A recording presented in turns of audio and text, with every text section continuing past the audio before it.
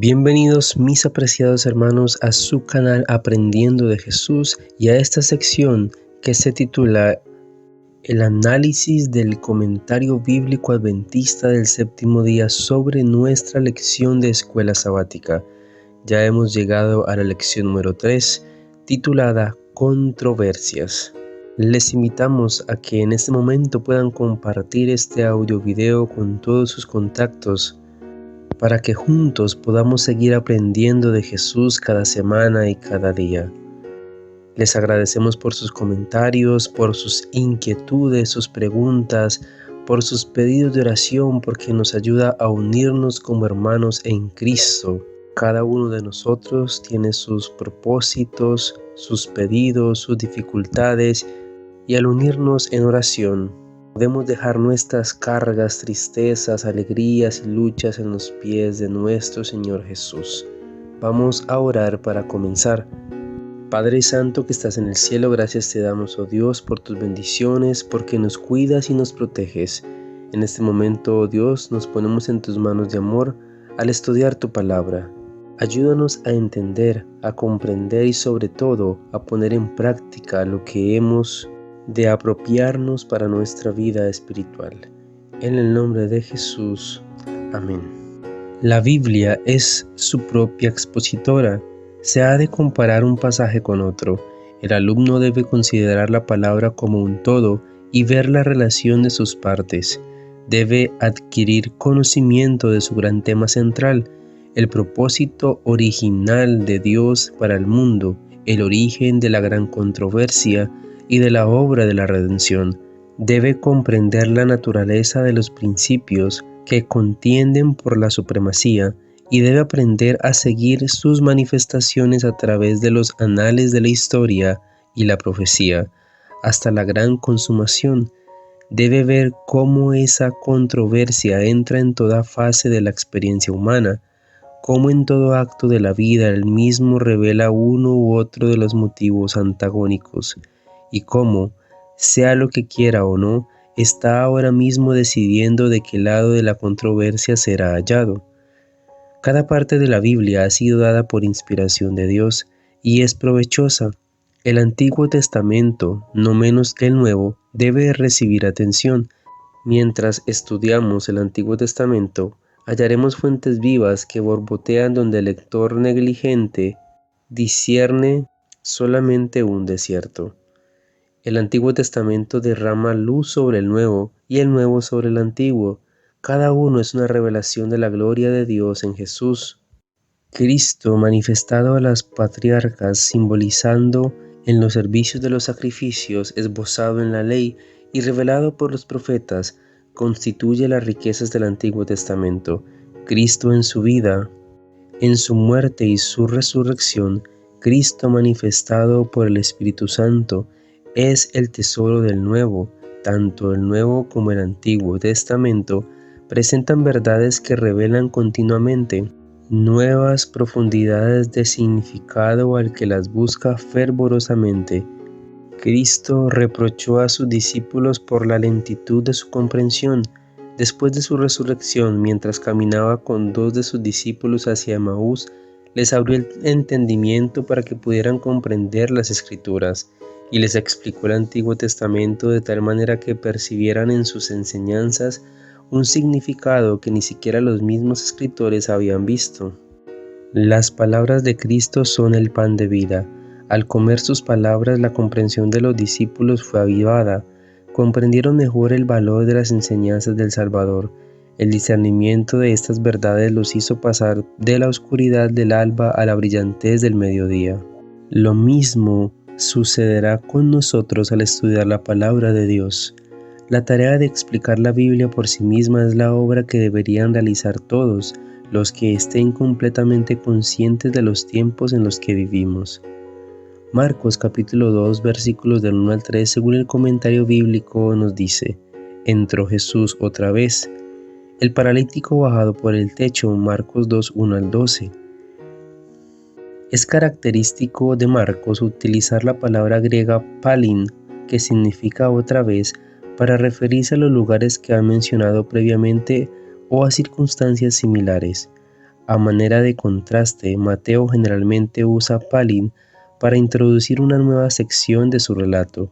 Tanto Mateo como Marcos hacen notar que Jesús había vuelto recientemente de su primer recorrido por los pueblos y las aldeas de Galilea. Mateo añade la información de que el regreso de Cristo a Capernaum fue en una barca. Es evidente una de dos cosas: o su primer viaje terminó en la orilla oriental del mar de Galilea, o se había retirado de esa región cuando la publicidad que le fue dada por el leproso sanado lo indujo a un retiro transitorio de su ministerio público. Capernaum. Hablando de Cristo, Mateo dice que Capernaum era su ciudad, es decir, era la sede central desde la cual efectuaba su ministerio en Galilea, y Jesús parece haberla considerado como su propia ciudad. Después de algunos días. Estas palabras son tomadas por algunos como una referencia a todo el periodo del primer recorrido de Jesús por Galilea, entre el tiempo de su partida de Capernaum y su regreso a esa ciudad. Por lo tanto, y teniendo en cuenta que ese recorrido duró quizá una cantidad de semanas, quizás sea más apropiado entender aquí los días como que fueron aquellos durante los cuales Jesús se retiró al desierto, debido a las multitudes, cuando no podía Jesús presentarse en público en ninguna ciudad. Si se entiende así, el periodo en cuestión sería el transcurrido entre los sucesos narrados al fin del capítulo 1 y del comienzo del capítulo 2. Miqueas 6 al 8 nos dice, según el comentario bíblico y este texto clave de la semana de nuestra lección. ¿Con qué? Aquí comienza una nueva sección, o la serie de preguntas de los versículos 6 y 7. Representa la respuesta del pueblo ante la revelación de su ingratitud. Varían las opiniones en cuanto a si en este último caso las palabras fueron pronunciadas con un espíritu de justicia propia o de humildad, con un reconocimiento de pecado acompañado por un sincero deseo de saber cuáles eran los pasos necesarios para la propiciación. Sea como fuere, revelaban una falta de comprensión de la naturaleza de Dios y de la única clase de servicio que Él acepta. Holocaustos. El servicio ritual de ofrendas de diversas clases tenían el propósito de ilustrar los diversos factores del plan de salvación. Cuando el oferente no era movido por el debido espíritu, por sí mismos los sacrificios eran inútiles y el ritual era una abominación. Primogénito. Se hace aquí una referencia a una costumbre pagana usual en la antigüedad, que le estaba prohibida a los israelitas y que sin embargo fue practicada por algunos de sus reyes. La costumbre parece haberse basado en la idea de que Dios recibiría lo más valioso y mejor del hombre, y que el valor que el cielo atribuía a una ofrenda se computaba de acuerdo a su costo. Prevaleció la influencia del paganismo a pesar de la proclamada santidad de la vida humana y de la práctica de redimir a los primogénitos. La pregunta que aquí se presenta es retórica y, a semejanza de las otras, demanda una respuesta negativa. Versículo 8 te ha declarado. La respuesta que dio Miqueas no era una nueva revelación y no presentaba un cambio en los requerimientos divinos. El propósito del plan de salvación, a saber, la restauración de la imagen de Dios en el alma humana, había sido revelado claramente a Adán, y el conocimiento de este propósito había sido transmitido a las generaciones sucesivas. Ese conocimiento fue confirmado por el testimonio personal del Espíritu y fue ampliado mediante sucesivas revelaciones de los profetas. Los contemporáneos de Miqueas tenían el Pentateuco en forma escrita y sin duda otras porciones de la Biblia, así como el testimonio de los profetas de esos días, tales como Isaías y Oseas. Sin embargo, el pueblo parecía haber olvidado que los ritos externos no tienen valor sin una verdadera piedad. Una de las principales misiones de los profetas era enseñar a la gente que una mera práctica religiosa externa no podía sustituir el carácter y la obediencia íntima. Dios no deseaba los bienes de ellos sino su espíritu, no solo su culto sino su voluntad, no solo su servicio sino su alma. Justicia, generalmente traducida a juicios, se usa respecto de los preceptos adicionales que dan minuciosas instrucciones en cuanto a la forma en que debía observarse el decálogo. Hacer justicia es ordenar la vida de acuerdo con los juicios de Dios. Misericordia, palabra que designa una amplia gama de cualidades, como lo indican sus diversas traducciones tales como bondad, benevolencia, favor cariñoso, bondad misericordioso, misericordia. Humillarte, caminar humildemente. Cuando los hombres caminan con Dios, ponen su vida en armonía con la voluntad divina. La humillación de este pasaje proviene del hebreo tzana, que en la forma en que aquí se halla aparece solo una vez. Además del significado de humildemente, ese vocablo implica con circunspección, con precaución o cuidadosamente. El desarrollo de una íntima relación con Dios es el propósito de la verdadera religión. Las ceremonias externas solo tienen valor si contribuyen a ese desarrollo. Pero debido a que con frecuencia es más fácil practicar un culto externo que cambiar las malas tendencias del corazón, los hombres siempre han estado más dispuestos al culto de ceremonias que al cultivo de las gracias del Espíritu. Tal fue el caso de los escribas y fariseos, a quienes reprochó Jesús. Eran muy minuciosos para calcular su diezmo, pero descuidaban lo más importante de la ley: la justicia, la misericordia y la fe. Hacer justicia y amar misericordia es proceder con rectitud y bondad. Estas virtudes afectan nuestra relación con nuestros propios prójimos y resume el propósito de la segunda tabla del Decálogo. Humillarte ante tu Dios es vivir en armonía con los principios de la primera tabla del Decálogo. Esto atañe a nuestra relación con Dios. El amor expresado en acción respecto a Dios y a nuestro prójimo es bueno. Es todo lo que Dios requiere, pues el cumplimiento de la ley es el amor. Primera de Samuel, capítulo 21, versículo 2 nos dice: el rey me encomendó. No hay duda de que David presentó ante Abimelech un cuadro completamente distorsionado de los hechos. David estaba en un gran peligro. Había estado tan abrumado por el reciente cariz de los acontecimientos que le resultaba difícil ver las pruebas de ese momento a la luz de las evidencias manifiestas de la forma en que Dios lo llamaba y de su cuidado protector. Si huía a donde estaba Samuel, podría poner en peligro la vida de ese hombre venerable. Si volvía a su hogar de Gabaa, su presencia podría acarrear la muerte de su esposa. Con toda sinceridad, su anhelo era consultar al Señor, y el único lugar en que pudo pensar era el tabernáculo que estaba en Nob, puesto que Saúl había exigido al sacerdote que estuviera a su disposición en la guerra.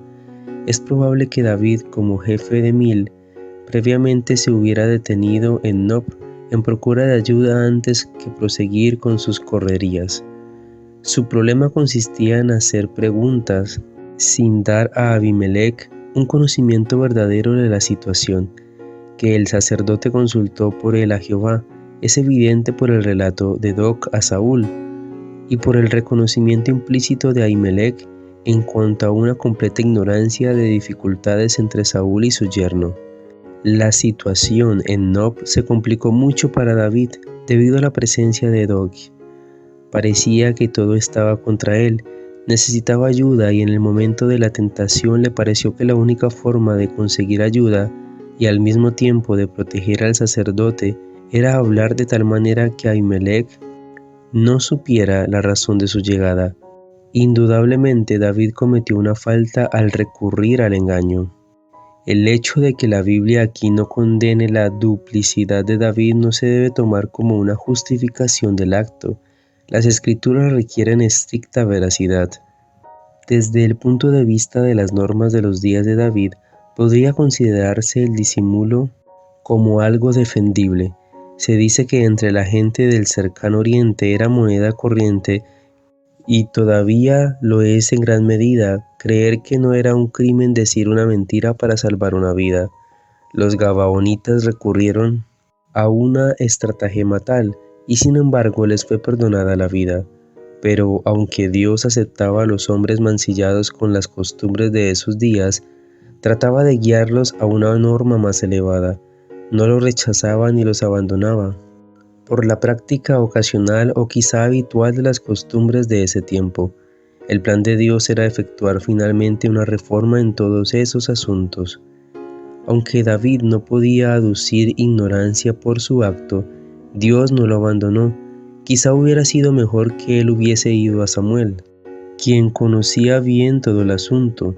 Dios tenía 1000 formas para superar la dificultad.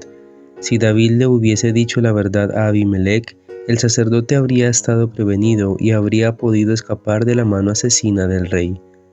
Yo les señalé. Gramaticalmente, esta afirmación podría referirse a las palabras de Saúl o de David. Quizá David había colocado a sus hombres cerca del camino oriental que iba a Gabaa, a Belén, para que vigilaran a los emisarios de Saúl, mientras iban a Belén para capturarlo. Conocer los movimientos de los hombres de Saúl era de gran valor para David. Versículo 4, pan sagrado. Cada sábado se reemplazaban las 12 tortas del pan de la proposición.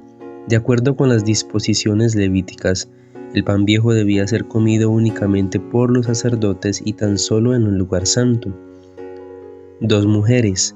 Hasta donde sepamos, no había nada en las disposiciones mosaicas que prohibieran que comieran el pan los que estaban ceremonialmente limpios. Algunos han observado que era costumbre de las naciones antiguas, aun en el caso de los sacerdotes paganos, mantenerse apartados de mujeres antes de realizar sus deberes oficiales, y es muy posible que los levitas también observaran esa costumbre.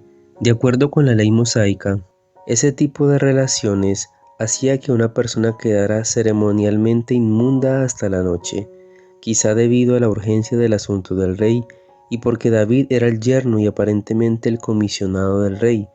Ahimelech pasó por alto la letra de la ley considerando que David y sus hombres estaban ceremonialmente limpios.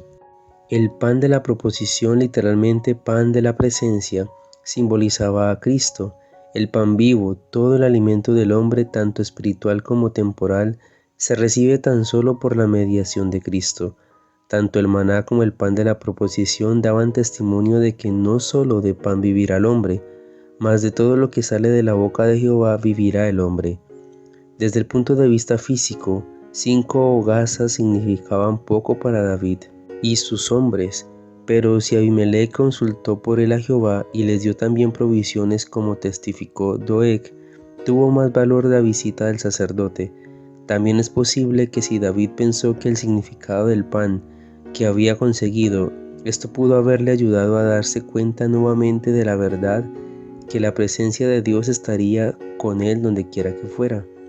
David iba a necesitar una seguridad tal en los años de pruebas que le aguardaban. Panes calientes. Algunos señalan esto como una evidencia de que David visitó el tabernáculo en día sábado, pero el registro tan solo dice que los panes habían sido quitados cuando fueron reemplazados con pan caliente. Marcos capítulo 3 versículo 20 al 35 nos dice algunos de estos versículos. Versículo 20, se agolpó de nuevo la gente. Un endemoniado ciego y mudo, el pecado imperdonable. Marcos no menciona la curación del endemoniado ciego y mudo, pero solo registra la acusación de los escribas de que Jesús arrojaba demonios por el poder del príncipe de los demonios y la respuesta que Jesús les dio acerca del lugar de este episodio en la secuencia cronológica y la forma en que se relaciona el registro de este episodio en los diversos evangelios. Debiera notarse que Marcos coloca este pasaje en secuencia cronológica entre la elección de los 12 y el sermón junto al mar. Versículo 21, los suyos, sus parientes, aquellos del lado de él. Aunque esta expresión podría significar únicamente que las personas mencionadas estaban relacionadas de cerca con Jesús, los antiguos papiros griegos prueban que estas palabras también se refieren a parientes, de modo que es probable que la afirmación del versículo 21 anticipe el episodio de los versículos 31 al 35. Fuera de sí, es decir, mentalmente desequilibrado. La estrecha semejanza entre este temor de parte de los parientes de Jesús y la acusación presentada por los escribas de que Jesús estaba en conveniencia con el diablo podría explicar la afirmación del versículo 21 como una introducción a la acusación de que Jesús era un instrumento de Belcebú. Comentarios totalmente erróneos y mal interpretados de las Sagradas Escrituras.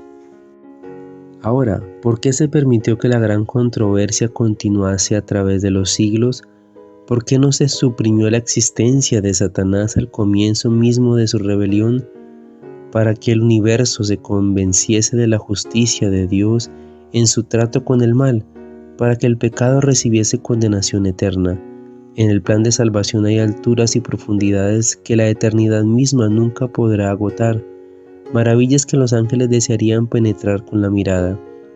De todos los seres creados, solo los redimidos han conocido por experiencia el conflicto real con el pecado, han trabajado con Cristo, y cosa que ni los ángeles podrían hacer, han participado de sus sufrimientos.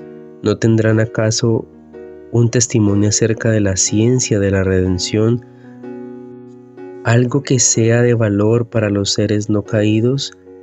Y en su templo todos los suyos le dicen gloria, y el canto que cantarán los redimidos, el canto de la experiencia, declarará la gloria de Dios. Grandes y maravillosas son tus obras, oh Señor Dios el Todopoderoso. Justos y verdaderos son tus caminos, oh Rey de los siglos. ¿Quién no temerá, oh Señor, y glorificará tu nombre? Porque tú solo eres santo. Como fuera de sí, los limpios han contemplado la coronación del Hijo de Dios. Ven en las manos de Él las tablas de la ley divina, los estatutos que ellos despreciaron y transgredieron.